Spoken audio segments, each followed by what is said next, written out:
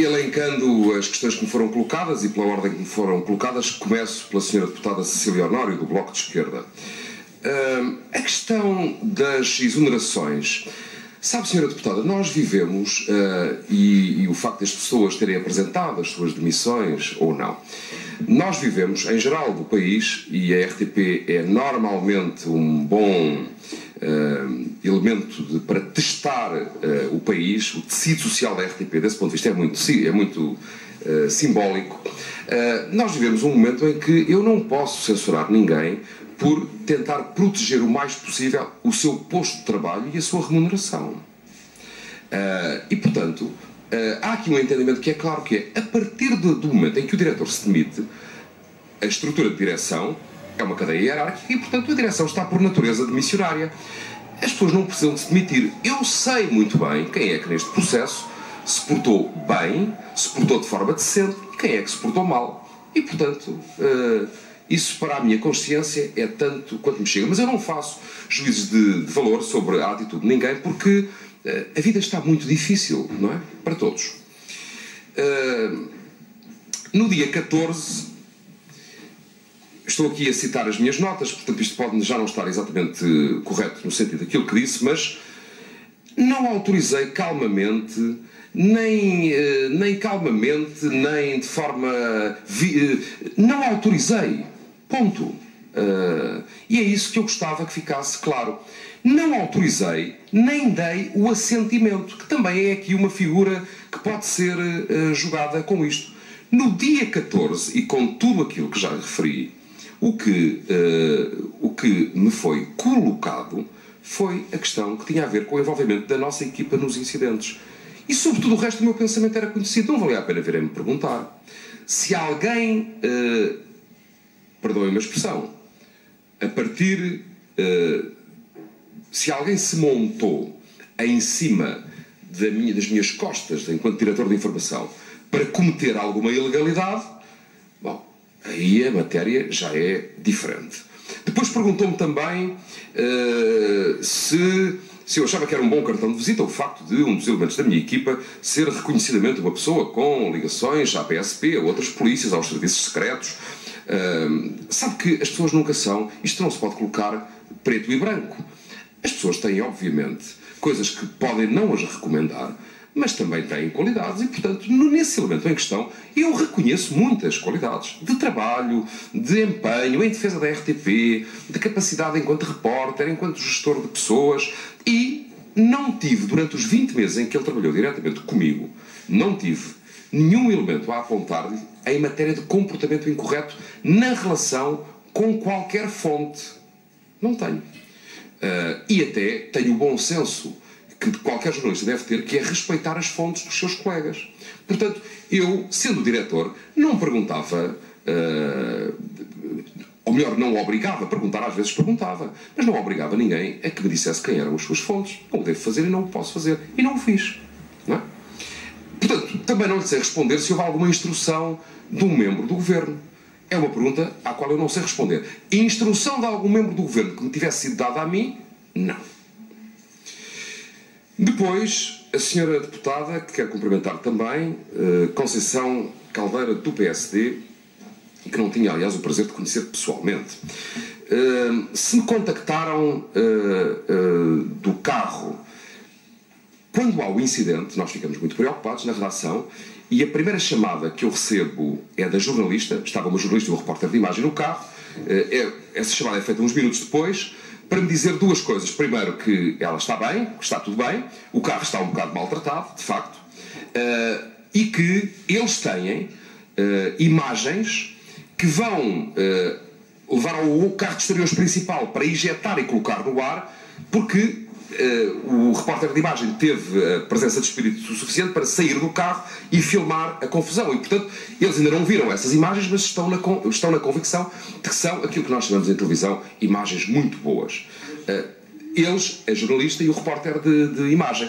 E, portanto, essas imagens são colocadas no ar com a referência em cima, imagens não editadas, que é Uma situação que não é muito frequente, mas que sucede normalmente em questões desta natureza, ou em acidentes, ou, enfim, não apenas em confrontos, mas isso sucede às vezes e, portanto, não sucede só nas cadeias de televisão portuguesas, sucede um pouco por todo o mundo, é ligarmos a televisão.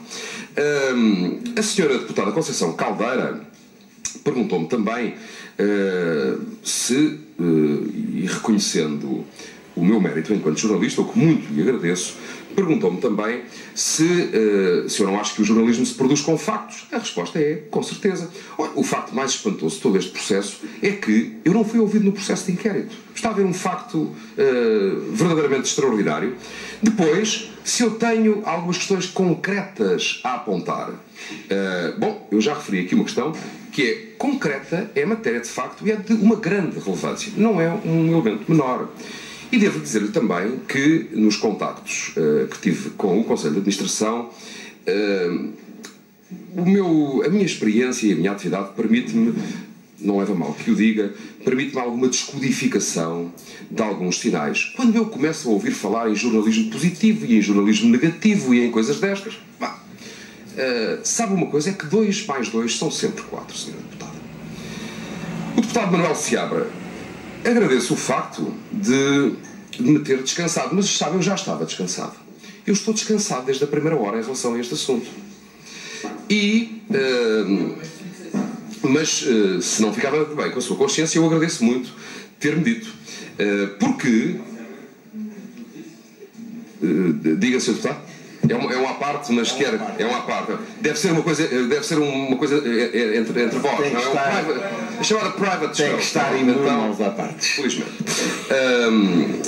Depois perguntou-me se eu tinha provas de que não me quiseram ouvir. Sim, eu tenho provas de que não me quiseram ouvir. Ou que foi dito que o meu testemunho era irrelevante, que os factos estavam apurados, mas que, já que eu estava a perguntar isso, se eu quisesse acrescentar alguma coisa, Sr. Deputado, diga-me lá o que é acrescentar alguma coisa. Acrescentar alguma coisa aqui? Tenho provas, tenho provas. Não o farei, porque tal como não o fiz em relação aos SMS, se o Sr. Presidente, apesar do adiantado da hora, fizer sair da sala todos os jornalistas, mandar desligar as câmaras e por aí fora, eu não terei problema, pelo respeito que tenho pelos Srs. Deputados, em mostrar essa documentação. Neste fórum, e atendendo a tudo o que eu disse até agora, não o farei. Mas reitera que não o quiseram ouvir. Reitero que não foi dito, não podemos fazer, que não era necessário ouvir. E que, tendo-me sido dito isso, telefonicamente, assim na sexta-feira como quem vai para o fim de semana, eu disse à doutora Graça Martins, jurista da RTP, com quem trabalhei em muitas ocasiões e por quem tenho respeito profissional, disse-lhe que vai ter que me dizer isso por escrito. Não sei se ela ficou surpreendida, mas foi o que eu lhe disse e foi o que se passou. Depois o Sr. Deputado falou também nos tempos do SNI. Não leva mal que eu lhe diga, mas eu tenho muita experiência, mas não sou tão antigo quanto isso e, portanto, não sei do que é que estamos a falar. Sei que em democracia e naquele que foi o meu consulado, entre aspas, na direção da informação da RTP, eu procurei em todos os momentos proteger os meus jornalistas, cumprir a minha obrigação e permitindo que trabalhássemos com inteira liberdade. E também quero dizer, para que fique aqui claro, que a vida não vai ser fácil nos próximos tempos. Mas a redação da RTP já mostrou em muitas ocasiões que tem a pele dura. É uma redação que nunca se deu ao pessimismo, que nunca se deu à descrença, que nunca se deu às provocações. Tem jornalistas muito experientes que sabem fazer o seu trabalho. E também quero dizer que, porque lhe transmiti pessoalmente num primeiro momento, e que me dirigi depois à redação para me despedir, mas também para dar nota disso, que a pessoa que foi escolhida para me substituir é um jornalista com créditos. E o que eu disse ao Paulo Ferreira, e que aqui reproduzo, porque disse isso depois a todos, isso não sei, Sr. Deputado. O jornalista Paulo Ferreira é um jornalista com créditos, que tem algumas vantagens, olha, uma das quais é não ter feito toda a sua carreira dentro da RTP, portanto tem uma experiência de fora e está a tempo suficiente na empresa. E o que eu lhe pedi é que ele, enfim, o que eu lhe transmiti, é que ele tenha, cito, a competência, a coragem, a independência e a sensatez para conduzir o jornalismo da RTP num tempo de tantas dificuldades. E eu acredito que ele será capaz de cumprir esta missão e acredito na redação que dirigi durante 20 meses. Sr. Deputado Adolfo Mesquita Nunes, vou tentar ser rápido, já vamos em 10 minutos, já vai dar tempo. Que eu conheça, não há nenhum procedimento escrito, no sentido formal de haver, que eu conheça, não. E, portanto, é provável que haja, mas que eu conheça, não. Há aqui algumas questões que estão a montante desse procedimento escrito, que não deve ser emitido pelos Conselhos de Administração e que são, bom, desde logo o Código Deontológico dos Jornalistas. Depois, o facto de ser necessário, para ter acesso a imagens em bruto, de ser necessário a existência de um mandato judicial. E, portanto, esses dois polos, o Código Deontológico e a questão de natureza jurídica, digamos que enquadram a questão. Se eu fui surpreendido pela existência ou pela inexistência de um procedimento disciplinar, quero dizer-lhe o seguinte, Sr. Deputado. Muito poucas coisas me surpreenderam durante este lamentável processo. Muito poucas. Eu tenho testemunhas que eu antecipei praticamente todos os passos. Sabe qual foi um dos passos que eu falhei? Foi este do procedimento de natureza disciplinar. Porque eu achei que isso iria acontecer também como instrumento para avisar que vêm aí tempos difíceis e cuidado. Isso não aconteceu. Bom, do ponto de vista da substância, não podia acontecer. Seria uma coisa de gargalhada. Seria uma coisa que qualquer jurista menor resolveria com grande facilidade. É o que me dizem os juristas. Eu não sou jurista, sei que o senhor é, não estou a pedir-lhe que me diga, mas eu sempre achei que isso ia acontecer. Bom, e conhecendo agora factos que são referidos no inquérito, não percebo como é que não aconteceu. Então vamos lá ver.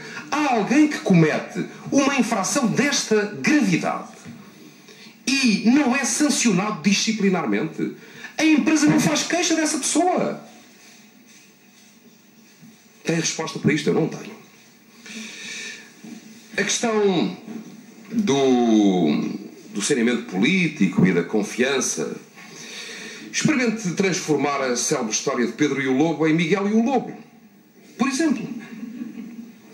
Finalmente, o Sr. Deputado Bruno Dias, para encerrar a minha participação nesta comissão.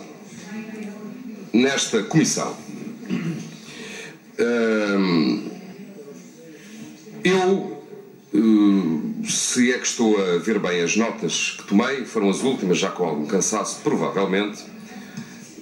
Peço-lhe só desculpa, mas há aqui um certo burburinho que eu não consigo compreender porquê. Eu peço silêncio na sala, por favor. Senhores deputados, por favor. Será coisas entre os senhores deputados. Serão questões entre os senhores deputados. Vamos respeitar. Vamos ver. Acho que já falei o suficiente sobre os acontecimentos do dia 14 e expressei com clareza aquilo que aconteceu. Acho que já transmiti aos senhores deputados o que comuniquei no dia 19, numa conversa olhos nos olhos, com o senhor Diretor-Geral de Conteúdos. Acho que já expliquei a minha estranheza pelo facto de, tendo comunicado no dia 19, isso só ter sido transmitido ao Presidente do Conselho de Administração na noite do dia 20. Acho que ficou aqui identificado o meu pensamento sobre imagens em bruto e acesso a imagens em bruto. Acho que ficou aqui também claro que sim, eu tive preocupação com as minhas pessoas que estavam a cobrir as manifestações. Porque nessa tarde nós não estávamos em igualdade de circunstâncias. Ou seja, há 3 operadores de televisão, os principais, depois há naturalmente outros. Vem aí o Correio da Manhã TV, não sei se sabe, mas já há o Económico TV. Mas os 3 operadores principais não estavam em igualdade de circunstâncias. Porque enquanto a SIC e a TVI tinham os seus meios instalados no terreno e estavam a fazer a cobertura que deviam fazer, na RTP nós tínhamos um dia de greve geral, compreensivelmente, e num direito que assiste aos trabalhadores, muitos fizeram greve, e nós fizemos uma cobertura que teve mais dificuldades e menos equipas. Eles tinham mais equipas.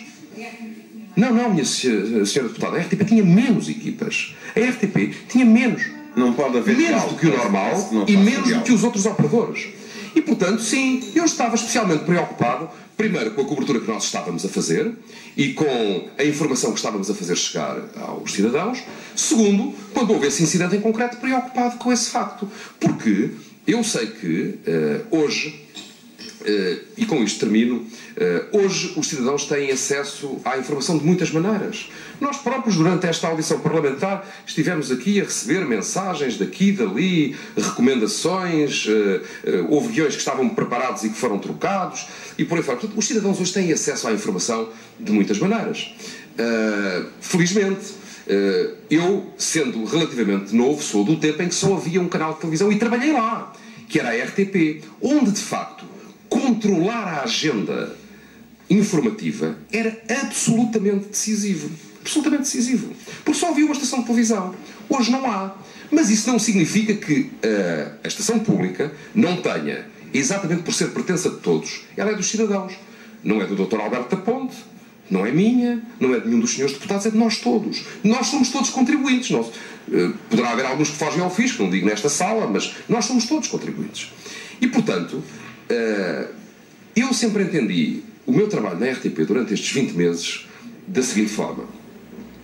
O diretor de informação, pelas suas funções, não é o jornalista Nuno Santos, nem o jornalista Paulo Ferreira agora. É o diretor de informação da RTP, é o elemento da empresa que tem a cota-parte de responsabilidade social mais significativa. Porque é ele o responsável pelos conteúdos informativos que a estação produz nos seus vários canais e nas suas várias plataformas. E eu procurei exercer e tendo isto muito presente no meu espírito, procurei exercer o meu trabalho nunca me esquecendo disso. Repito, estou especialmente à vontade para dizer isso, porque eu fui diretor de programas muitos anos, mexi com muito mais milhões. A senhora deputada não imagina quanto custa fazer uma produção documental ou uma série de ficção, coisas que custam 80 mil euros por capítulo, envolvem muitos interesses, outros interesses. Mas a relação com os cidadãos faz-se pela informação que é produzida. É isto que queria dizer.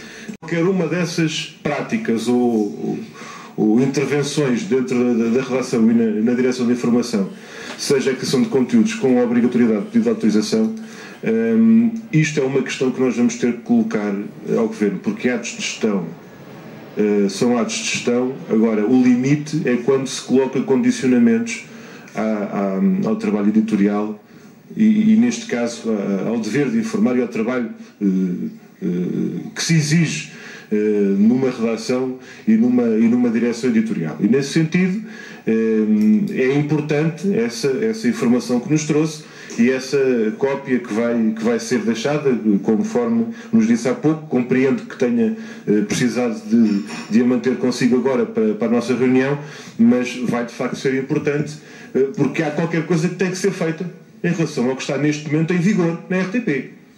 Em relação ao que está neste momento em vigor na RTP, alguma coisa tem que ser feita. E há uma ordem que tem que ser, pelos vistos, revogada. Por quem de direito?